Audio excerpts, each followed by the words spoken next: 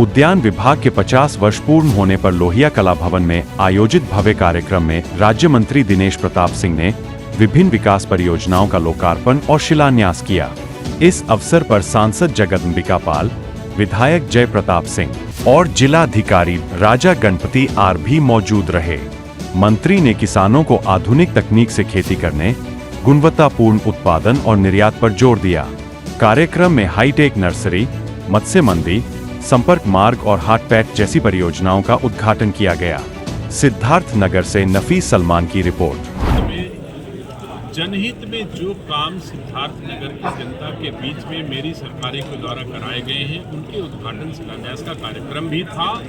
और सरकार जनता के द्वार जाए, ये हमारी सरकार का मुख्य उद्देश्य है। तो अपने विभागों के दायित्वों को जनता के बीच में जा करके बताना और उनकी बातों को समझ करके फिर उनकी आशा के अनुरूप सिद्धार्थ नगर के लोगों की सेवा करना, यही आज के आने का हमारा मुख्य मतलब था। और हम आकर के हमारे बहुत ही वरिष्ठ नेता, हमारे संरक्षक, हमारे शुभचिंतक आदरणीय पाल साहब, आदरणीय जय प्रताप भैया, ये लोग हमारे साथ आज रहे हैं सवेरे से।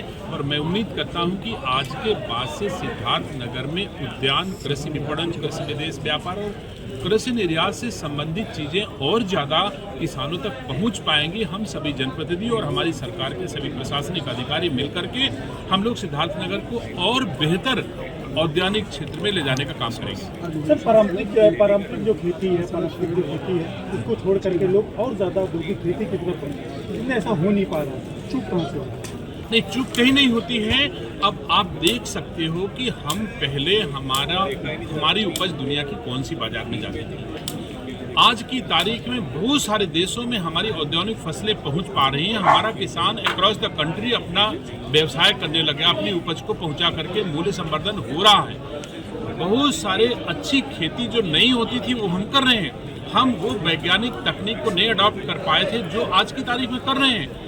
तो मैं समझता हूँ कि अगर हार्टिकल्चर में हम स्ट्रॉबेरी की खेती कर रहे हैं, हम ड्रैगन फ्रूट की खेती कर रहे हैं, हम प्रोटेक्टेड कल्टीवेशन कर रहे हैं, हम बहुत सारी चीज़ें लाए हैं। और आज की तारीख में उत्तर प्रदेश में हर 75 जनपद में 2 हाईटेक नर्सरियों की स्थापना की है। 2022 में इस राज्य में 75 लाख पौध हम तैयार करके किसानों को दे रहे थे अब तक। और इस 3 साल की यात्रा में हम 29 करोड़ पौधे अब दे रहे हैं हाईटेक नर्सरियों के माध्यम से। तो कल्पना कर सकते हो कितना चेंज आया। 75 लाख के स्थान पर 29 करोड़ पौध हाईटेक नर्सरियों के माध्यम से मैं किसानों को दे रहा हूं। तो इतना परिवर्तन योगी आदित्यनाथ जी की सरकार के माध्यम से हम कर पा रहे हैं। आने वाले दिनों में आप देखेंगे कुछ और ज़्यादा बेहतर होगा। सर, आप विदेश व्यापार और निर्यात के भी मंत्री, सर यहाँ का जो ODOP है उसको वो मार्केट विदेशों में नहीं मिल पा रहा है जिसकी अपेक्षा। सर, इसमें आपका पहले क्या ODOP था? अगर ODOP के क्षेत्र में इतना सफर हमने तय किया है तो बहुत सारी ODOP को विदेशों में स्थान मिला है। बहुत सारे ODOP को विदेशों की बाजारों में स्थान मिल चुका है। धीरे धीरे हम और कोशिश करेंगे। जिन जनपदों का ODOP विदेशों की बाजारों तक पहुंच पाने में कतिपय कारणों से कुछ असुविधा होगी। देखिए, हम आप सब लोग इस राज्य के रहने वाले इस चीज़ को महसूस करते हैं कि हमारा Uttar Pradesh land locked area. हम जब भी कोई चीज़ यहाँ से दुनिया के बाजारों में भेजते हैं तो जहाज़ से भेजते हैं, हवाई जहाज़ से भेजते हैं। हमारे पास सिर्फ हवाई मार्ग है एक्सपोर्ट के लिए। तो ऐसे में व्यय थोड़ा ज़्यादा होता है।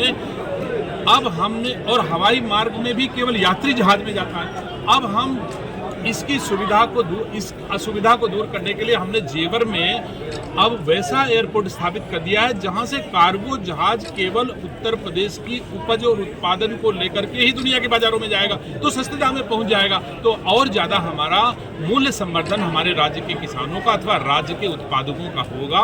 मैं समझता हूँ डबल इंजन की सरकारें ने जो सपना देखा है वो बहुत जल्दी सबका सपना होगा। देश विदेश की तमाम खबरों के लिए सब्सक्राइब करें NKP न्यूज़। जीत सच की।